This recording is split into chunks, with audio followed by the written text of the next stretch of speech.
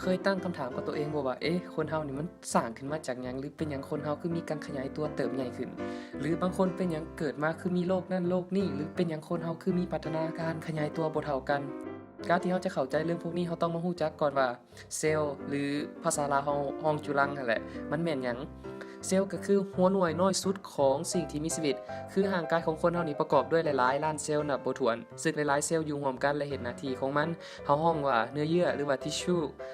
และหลายๆเนื้อเยื่ออยู่ร่วมกันและเฮ็ดหน้าที่ร่วมกันก็กลายเป็นอวัยวะในร่างกายเฮาคือในทุกเซลล์ในนิวเคลียสของมันแม่นบ่ก็จะมีสารพันธุกรรมที่ฮ้องว่า DNA ที่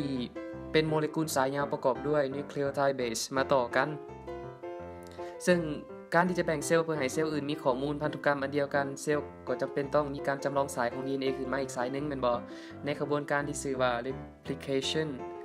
ก็คือจากสาย DNA 1สายสังเคราะห์ขึ้นมาได้2สายจากนั้นก็จะเกิดมีการแบ่งเซลล์แบบ mitosis หรือ meiosis ก็แล้วแต่บางทีก็สงสัยคือกันอีกแม่นบ่ว่าเป็นหยังบางคนคือตุ้ยบางคนเป็นหยังคือสูงบางคนเป็นโรคต่างๆยกตัวอย่างเช่นเบาหวานอีหยังประมาณนี้คำตอบก็คือมันอยู่ที่พันธุกรรมและแน่นอนปัจจัยอื่นๆอ้อมโตเฮาก็คือ DNA เป็นโมเลกุลสายยาวแม่นบ่ล่ะเซกเมนต์หรือส่วนใดส่วนหนึ่งในสาย DNA นั้นเราฮ้องว่ายีนภาษาลาวฮ้องว่าแซน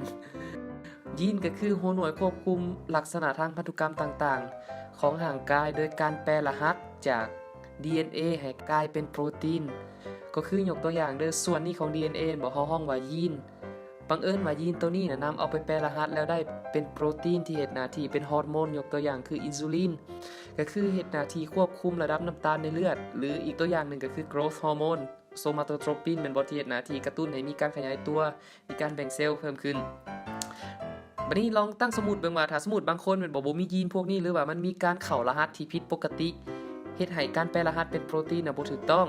ก็จะเฮ็ดให้เกิดมีความผิดปกติตามมายกตัวอย่างก็คือเฮามียีนเนาะสมมุติมีที่แปลรหัสเป็นอินซูลินแม่นบ่ถ้าสมมุติว่ายีนตัวนี้มันมีปัญหาซะเฮ็ดให้การสังเคราะห์เอาอินซูลินมาบ่ได้แม่นบ่เฮ็ดให้เกิดระดับของอินซูลินอยู่ในน้ำเลือดของเฮานี่ต่ำลงก็เฮ็ดให้ระดับน้ำตาลของเลือดน่ะสูงขึ้นจากนั้นก็เฮ็ดให้เกิดเป็นโรคเบาหวานตามมาแบบซี่บ่แม่นเว้าอธิบายให้ฟังนี่แหละแม่นสิพากันไปแห่กินโปรตีนหลายๆเพื่อแก้ปัญหาเด้อมันบ่แม่นซั่นก็คือถ้าสมมุติเฮากินโปรตีนแล้วแม่นบ่มันก็สิถูกย่อยอยู่ในลำไส้ของเฮาหั่นกลายเป็นหรือว่าอยู่ในกระเพาะกลายเป็นอะมิโนแอซิดแม่นบ่กรดอะมิโนแล้วก็จะถูกดูดซึมแล้วก็เก็บไปไว้สะสมในไซโตพลาซึมของเซลล์เพื่อนำเอาไปแปลรหัสเป็นโปรตีน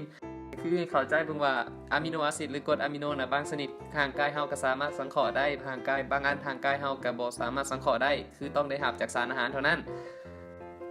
นอกจากว่าโปรตีนที่เฮ็ดหน้าที่เป็นฮอร์โมนแล้วก็ยังเฮ็ดหน้าที่เป็นตัวเร่งปฏิกิริยาต่างๆในร่างกายคือเอนไซม์และโคเอนไซม์นอกจากนี้ก็ยังเฮ็ดหน้าที่ที่เป็นโครงสร้างของเซลล์คือไซโตสเคเลตันแม่นบ่นอกจากนี้ก็ยังเป็นส่วนประกอบของเส้นผมหรือขนตามโตเฮาคือเกราตินแบบซี่หรือเป็นภูมิคุ้มกันปกป้องร่างกายเฮาจากสิ่งแวดล้อมต่างๆคือได้แก่พวกอิมมูโนโกลบินหรือขนส่งสารภายในร่างกายเฮาคือยกตัวอย่างได้แก่พวกเฮโมโกลบินที่เป็นส่วนประกอบสำคัญของเม็ดเลือดแดงที่เฮ็ดหน้าที่จับเอาอะตอมของออกซิเจนบ่ไปลำเลียงให้แก่เซลล์ภายในร่างกายและยังมีอีกหลายๆหน้าที่บทบาทที่สำคัญซึ่งเห็นแล้วแม่นบ่ว่าโปรตีนมันมีความสำคัญขนาดใดแต่ว่าก่อนที่เฮาจะได้โปรตีนนี่มันบ่ได้ง่ายคือที่เว้าเซลล์ของเฮามันมีการเฮ็ดเวียนที่ซับซ้อนหลายกว่านั้นก็คือในการที่จะเอาข้อมูล DNA มาแปลรหัสเป็นโปรตีนนี่มันมีขบวนการที่ซับซ้อนเนื่องจากว่า DNA เป็นสายยาวมันบ่เพื่อสิถอดรหัสแล้วหมดก็คือสิแม่นใช้เวลาโดนและก็พลังงานสูงฉะนั้นเซลล์จึงมีการแก้ปัญหาคือการถ่ายสำเนาเอาส่วนที่ต้องการไปแปลรหัสไปไว้ในโมเลกุลของ RNA ซึ่งประกอบด้วยสายที่สั้นและบ่ซับซ้อนซึ่งการถ่ายสำเนาจาก DNA มาไว้ใน RNA กระบวนการนี้เฮาฮ้องว่า transcription จากนั้นแล้ว RNA บอกก็จะนำเอาข้อมูลไปแปลรหัสในริโบโซมในกระบวนการที่ชื่อว่า translation หรือว่า proteosynthesis ก็คือการสังเคราะห์โปรตีนซึ่งทั้งหมดนี้เราสามารถอธิบายทฤษฎีของ Central Dogma of Molecular Biology ก็คือมันอธิบายทฤษฎีมันก็คือจาก DNA ใส่ไปสังเคราะห์เป็น RNA นำเอาไปแปลรหัสเป็นโปรตีนซึ่งก็คือถ้าเฮาสิคืนส่วนคืนมันก็บ่ได้ก็คือจากโปรตีนสินำเอาไปสร้างเป็น RNA หรือ DNA คืนบ่ได้ บัดนี้ก็คือเฮาเข้าใจแล้วว่าในกระบวนการต่างๆ แบบซี่นี่ในเซลล์นี่มันต้องเกิดจากการ DNA มาเป็น RNA และ RNA มาเป็นโปรตีนแม่นบ่แต่ว่าก่อนเฮาจะมาสอนเรื่องกระบวนการต่างๆพวกนี้เฮาต้องมาฮู้สิ่งหนึ่งที่สำคัญก็คือโครงสร้างของ DNA หรือว่า deoxyribose nucleic acid มันบอกเป็นโมเลกุลสายยาวโพลีนิวคลีโอไทด์ที่มีหัวหน่วยย่อยเป็นนิวคลีโอไทด์เบสมาต่อๆกันหลายโมเลกุล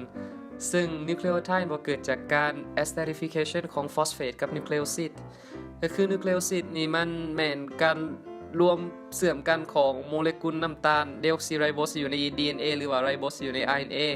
กับไนโตรเจนเบสได้แก่พวกอะเดนินกวานินซีมีนซิโตซินหรือว่าใน RNA ก็จะมีอูราซิลเพิ่มขึ้นมาเนาะเขาคือจะได้เรียนกันแล้วในมัธยมซึ่งจากการที่ไนโตรเจนเบสมันบอกคือได้แก่พวกที่กล่าวมานั้นมารวมกับน้ำตาลโมเลกุลของน้ำตาลที่เป็นไรโบสหรือว่าเดออกซิไรโบสมันจะมีสื่อของนิวเคลีโอซิดก็คือยกตัวอย่างอะเดนินมารวมกับน้ำตาลไรโบสมันบอกก็จะเป็นอะเดโนซินหรือว่าธีมินก็จะกลายเป็นธีมิดินกวานินก็เป็นกวาโนซินซิโตซินก็เป็นซิติดินอูราซิลก็จะกลายเป็นอูริดินแบบนี้ซึ่งเขาพูดแล้วว่านิวเคลีโอซิดเป็นอย่างละนิวเคลีโอไทด์มันแม่นหัวหน่วยน้อยสุดของนิวคลีอิกแอซิดเป็นบอกซึ่งเกิดจากการ esterification ของนิวเคลีโอซิดกับฟอสฟาตในอะตอมตำแหน่งที่5หรือที่3ก็คืออาจจะเป็น DRMP หาอะเดโนซินหาโมโนฟอสฟาตแบบนี้ซึ่งถ้าเขียนเบสของ DNA ให้ถูกต้องแล้วก็จำเป็นจะต้องเขียนเป็น DKMP DRMP DCMP DTMP ยาวๆกันไปแบบนี้แต่ว่าเพื่อให้สบายและเข้าใจง่ายก็เจ้าก็เลยใช้สัญลักษณ์และสื่อเอิ้นเดียวกันตามไนโตรเจนเบสก็คืออะเดนินอูราซิลกวานินซิโตซินนิวเคลีโอไทด์มันว่ามาต่อกันหลายๆหน่วยด้วยพันธะฟอสฟอร์ไดเอสเตอร์ก็คือระหว่างอะตอมของคาร์บอนในตำแหน่งที่5ของนิวเคลีโอติด1กับอะตอมของคาร์บอนในตำแหน่งที่3ของนิวเคลีโอติด1ซึ่งเราสามารถบอกได้ว่า DNA มี2ส่วนก็คือส่วนที่เป็นปลาย5และส่วนที่เป็นปลาย3การที่เราฮู้ว่าส่วนปลาย5ปลาย3นี่มันจะมีความสำคัญก็คือในเรื่องของจะสามารถอธิบายได้เพิ่มเติมก็คือในเรื่องของกระบวนการ replication DNA หรือว่า transcription ต่างๆหรือว่า translation นอกจากนี้แล้ว DNA บอกมันมี2สายบอกในห่างกายความบ่ได้มีสายเดียวก็คือเกิดจากการเข้าคู่ของเบสก็คือ complementary base ก็คืออะเดนินคู่กับธีมีนหรือว่าซิโตซินคู่กับกวานินแต่ว่าใน RNA ก็คืออะเดนินจะคู่กับอูราซิลซึ่งจะเสื่อมกันด้วยพันธะไฮโดรเจนบอนด์ระหว่างอะตอมของไฮโดรเจนออกซิเจนไนโตรเจนพวกนี้จนเกิดเป็นรูปร่างที่เป็นเกลียวที่ห้องว่าดับเบิลเฮลิกซ์จบไปแล้วเนาะสำหรับคลิปนี้ของหมอเถื่อนถ้าถูกใจก็กดไลค์กดแชร์